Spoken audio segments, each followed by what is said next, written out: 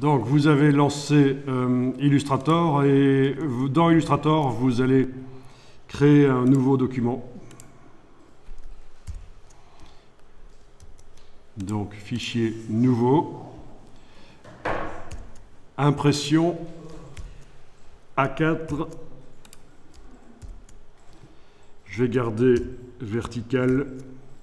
Ici, si vous y pensez déjà, vous modifiez dans les options avancées, vous passez en RVB. Mais si vous oubliez, c'est pas grave, je vais remontrer comment on fait pour avoir des couleurs vives dans les documents Illustrator. Ne pas être limité aux couleurs ternes de l'imprimeur.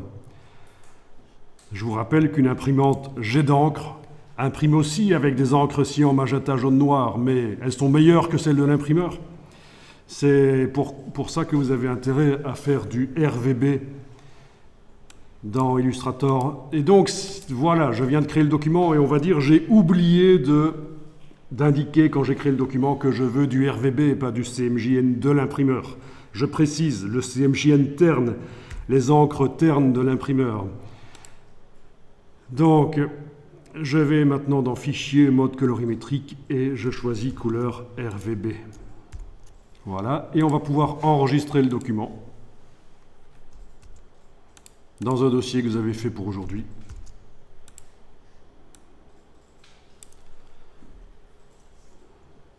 Et je vais l'appeler symétrie-01.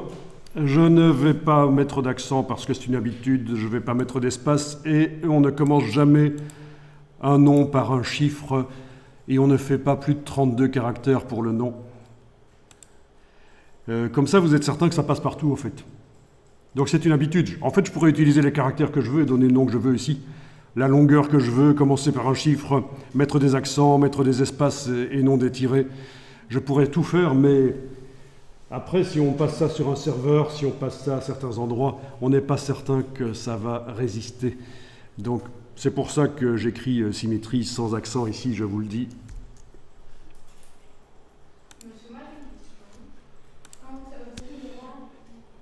Alors, fichier importé, vous allez chercher l'image là où elle se trouve. Voilà. L'option lier est cochée, ça n'a pas trop d'importance ici. Voilà, cliquez, glissez, on détermine la dimension à l'importation.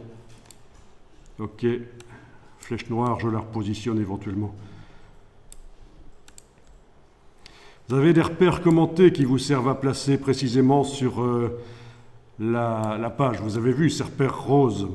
Ceci dit, ça n'a pas d'importance parce que vu qu'on va créer des vecteurs, là, on va peut-être être amené à un certain moment à agrandir le plan de travail. Donc, mais sinon, ces choses roses qui apparaissent quand vous bougez les choses, vous les avez vues. Ces lignes, comme ça, voilà. Qui vous indique que, par exemple, le centre de l'image, là, est parfaitement au centre vertical du plan de travail. Et là, si j'amène là, le centre de l'image est parfaitement au centre vertical et horizontal de la page.